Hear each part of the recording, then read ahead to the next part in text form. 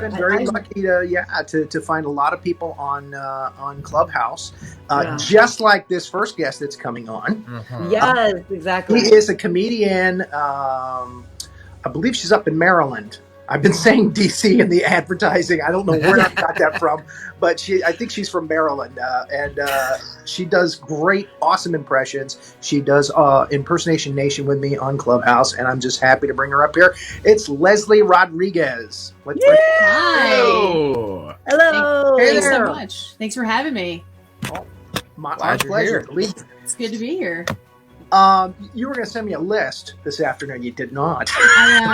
Yeah. I guess I'll take my demerits on that one. I'm a little derelict in the list making. The best? I don't know if the best. I have my favorites, but okay, we'll go with that. I do Holly Hunter, which is it's a crowd favorite. I do a little Daria, pretty much all the cast. Simpsons. Cool.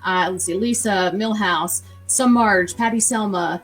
The low hanging like Nelson ones, the fact, all the kids can do. I do some Fairly Odd Parents now. Anything that's in that range of like that. Like the little kiddie voice, like they love that.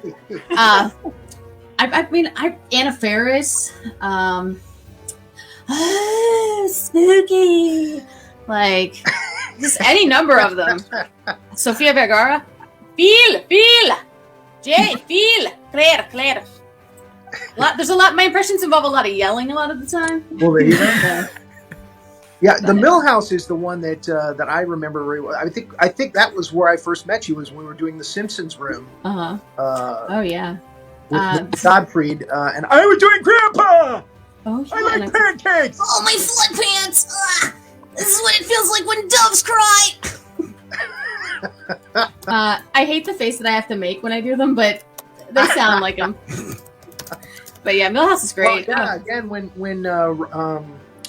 who's the guy that does Roger Rabbit? He's very intelligent. This is killing me.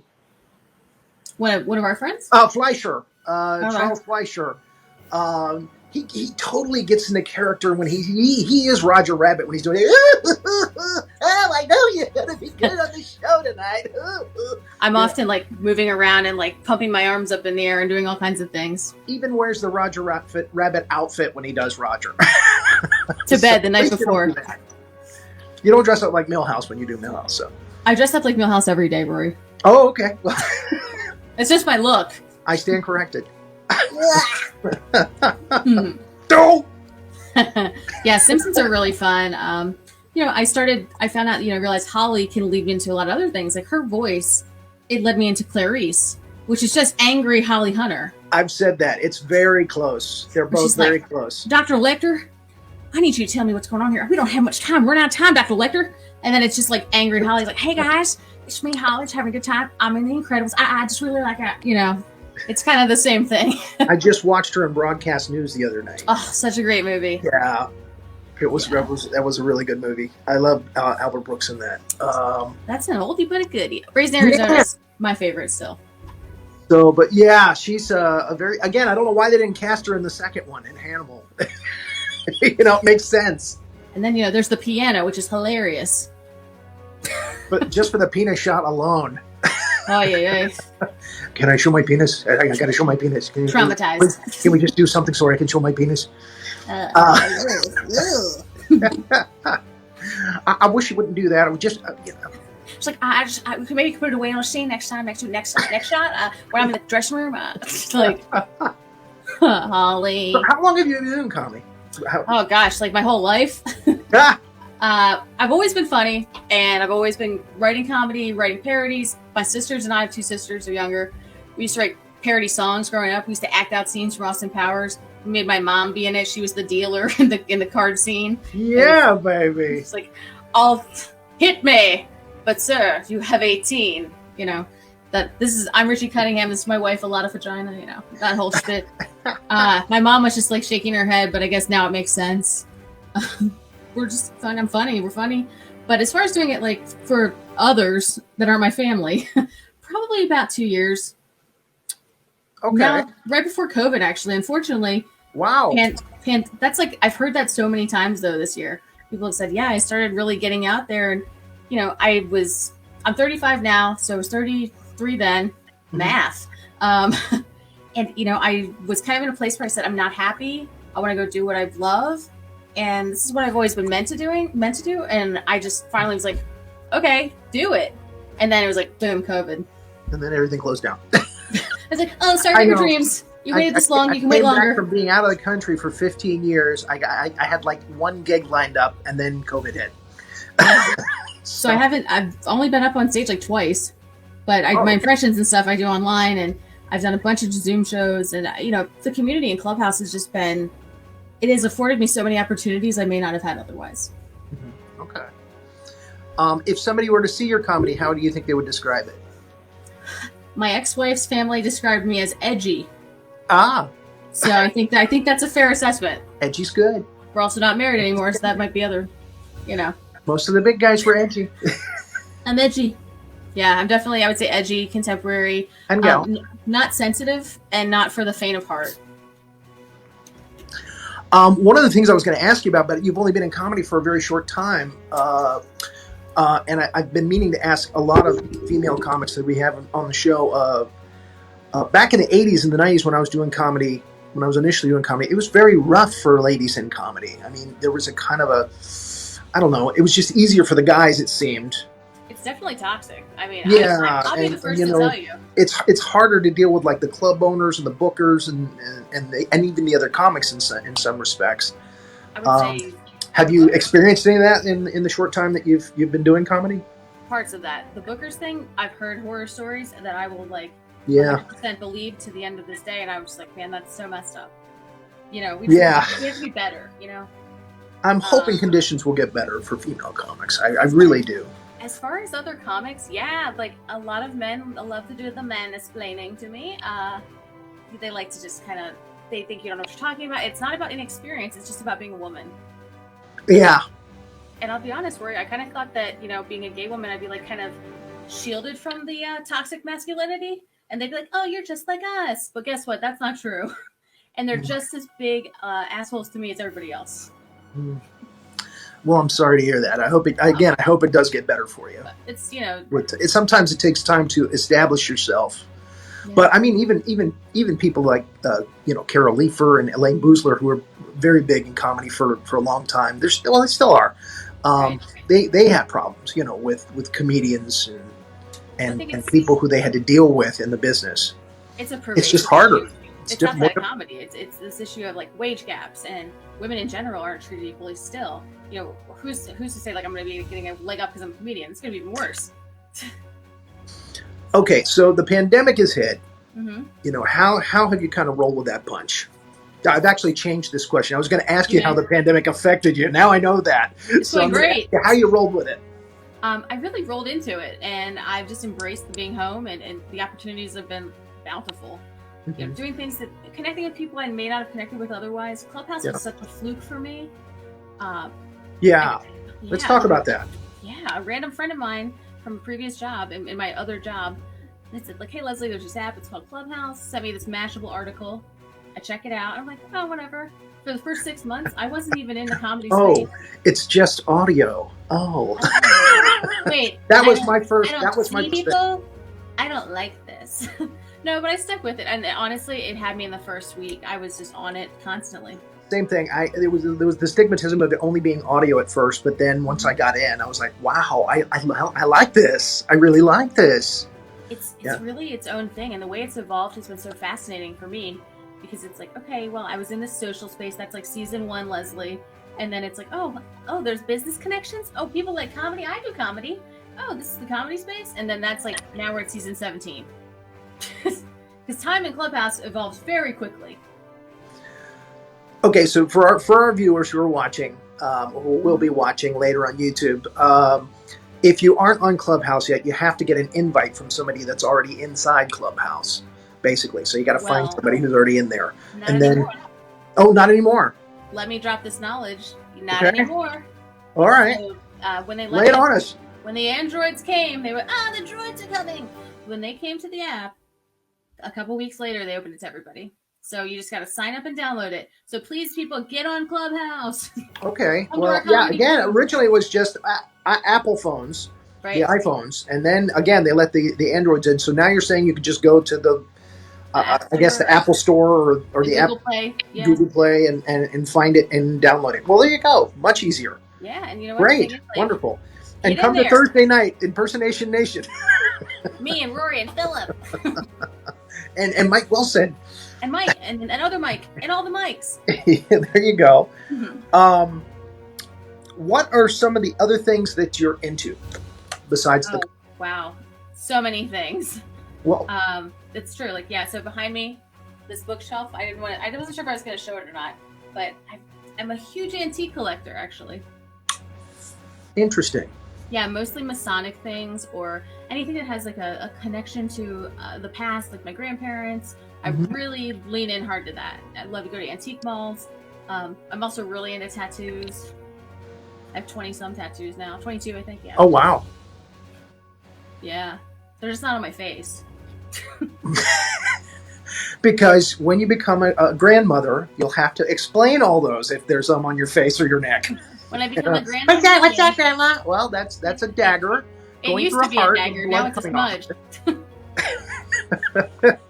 Yeah, no, I think the most visible one I have is on my forearm. Who are some of the favorite people that you've worked with? Oh, man. And this includes Clubhouse. Oh, definitely. And I'm not fishing here for me. Okay. It's mostly going to include Clubhouse. Honestly, and this might not be popular opinion, but Dane Cook actually is the reason I went to the comedy space and impressions. Is I did an impression at 4 a.m.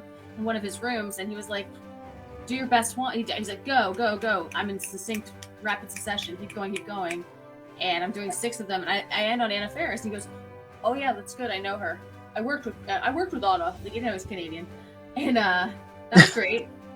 I just love everybody we get to work with on every Comedy Lounge show. And then some of the new faces and folks that I'm meeting, like that, maybe they're up and comers, and maybe they're not like headliners, or maybe they're not. I've met a lot of newcomers. Yeah, they're funny, and there's a lot of natural talent there. There is. So, what are some of the other rooms, or what are some of the other shows that you've done in Clubhouse? So right now, I would say I'm spread the thinnest I've ever been spread. I'm working on a bunch of different shows. One of them being called Coffin Talk. It's a podcast of a 267-year-old count, and he does a late night talk show. So I cast on that, and it's actually all improv. So it's premise based, but the whole thing is improv.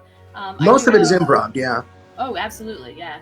I do Women's Rise and Shine open mics. I have been doing a room called Mr. Tooth, which is an original character I created. Mr. Tooth. Yeah, Mr. Tooth is a 67-year-old British tooth.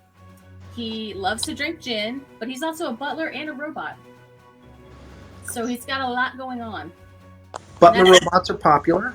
Hey, that's the Tooth, you know. We do a lot of tooth puns. He's got a room. It's called the Laughing Gas Lounge, and he's getting pretty popular. But on top of that, just a ton of other guest spots. Can you do a few lines for me? Okay, And not cocaine. Well, not on camera. Can't do that on air. He goes, "Oh, Rory, it's so good to see you. Where's my gin fizzy, man?" Like, he's a belligerent tooth. He's cracked, you know. He's got some cavities, but he's looking to turn his life around. Mr. Belligerent, Mr. Tooth. That's right, and I live in Florida. He lives with you in Florida. There you go. Yep. So it's a lot of fun. And other rooms? Oh gosh, like, you really put me on the spot. I do a room called Twinning, which is like match game. It's what I do. Oh yes. Look at quite the interview we have here. I do one called Twinning. It's Kevin Williams has the game. It's basically you go on. It's like match game. You try to match with comedians. We do that every Monday at 9. On top of that, Impersonation Idol, or Impression Idol, Impersonation Nation. Impression Idol starts up again in October. I did make it to the finals, but I didn't win. And that was with Lois Griffin, you know? Ah, Peter. How can I forget Lois? It's good to see you there, huh? Oh, God, what am I doing on the show with this guy? Oh. I didn't even make the finals. I sang as Clint Eastwood one night. I sang as Bugs Bunny. That was in the beginning. Didn't make the finals, Doc. Oh, Peter. This bunny's bothering me. Yeah. Now, Mikey Valdez actually did Peter Griffin singing and won. I don't know. I think he got to the finals with that. I think he won the whole thing. Yeah. Did he? Mm-hmm. I'm not surprised. I'm not surprised. He's a very talented guy. Very, very talented. Mike They're Valdez great is, voices and really good at improv. I mean, he's stellar. And, I copy his hair, obviously. And I try and get the height of Philip, but the swoop of Valdez. I was kind of saying to myself, we had Mikey on the show a couple of weeks ago. She's got that look. It's the glasses and the swoop. I mean, this is only as a pandemic, so. And the glasses, too. And he wears eyeliner, too, so there you go. If you wear a bow tie and suspenders, it's over. You've become Mikey Valdez. You'd probably sue me. You want to be yourself. You want to be your own thing. That's very hard for a comedian, as you know, but I'm trying. It's hard for an impressionist to be themselves. It really is. You slip into them when you're not trying to, and you're like, I'm trying to be serious. Oh God, I'm doing the Lois again. I got so many people asking me to do Clint Eastwood. I feel like I should just go to my room and just try to lock the door and stay away from everybody. What the hell happened to my career? Oh my gosh! I like to do and you see me doing the face when I'm doing it. Yeah, no, it makes me feel better about my faces. I do the faces when I do them. Gosh, when I do the Jerry Blank too, Strangers with Candy, and that's by far my favorite impression. The comedy on that show was genius. It was 99 to 2003. It's like, clearly, I'm Jerry Blank. I wear my Jerry Blank shirt tonight. Oh, there it is. Orlando. Altamont Springs. Oh my gosh, yes. Altamont Springs. So what are you hoping for in the near future here? Are you hoping that we all hope the pandemic will be over soon, but I got a bad feeling. Got a feeling stuck here for a while. Real popular again. So what are you hoping to get into while this thing is still happening? Well, I'm finishing out this run on Coffin Talk, which is the Count show. And I've just finished up a 3-episode arc on this show called Jury Duty, which is a creator first show. So that's been a lot of fun. I'm sorry. My serial voice. I saw that on your Instagram, and I thought you really had jury duty. I thought you were making a joke. I didn't realize it was a show. No, it's a show, and I did a VO on it where it was a clout tracker. It's like, the room has 5,000 participants. Just showing at Clubhouse and how people they jump around to their opportunists sometimes. But it was a lot of fun. It's nice social commentary on that. But what I hope to do now is just kind of lean into the impression stuff. I'm going to be popping up a couple new shows myself. One called That Don't Impress Me Much. And that's going to be a big deal, I think. I like that. I like the sound of that. I'll be reaching out to you in the back channel. Well, I will definitely be there. Yeah. Anytime you invite me in a room to do an impression, I'll be there. I love it. Really, I can only say that much about it, but I think you'll be there for it. Okay.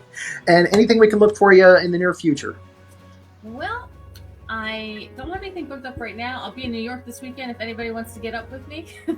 Going to Ashley and Michelle Fowler and Aunt Paschetti show. They have a head-to-head comedy show with a bunch of really cool people, and going to see a bunch of Clubhouse people on there. Awesome. Very good. And who do you hope to run into in the near future? Oof. Probably you and Philip. Yeah. If I ever get up to Maryland. It's funny you said that. I'm from Maryland originally. I was born in Maryland. Okay. I live in Alexandria, or Virginia. Okay. Northern Virginia, yeah. So I say DC because nobody knows this area, but they do.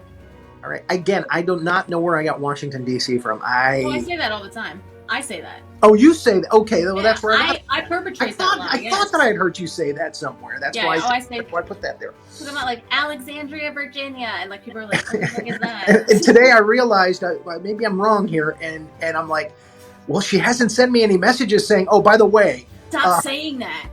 No. I'm not in D.C., okay? What the hell are you doing? God, people are going to hate me. It's political. No. Although people ask me all the time, like, what was the insurrection like? I was like, it was terrible. Just like it was on TV. It was terrible.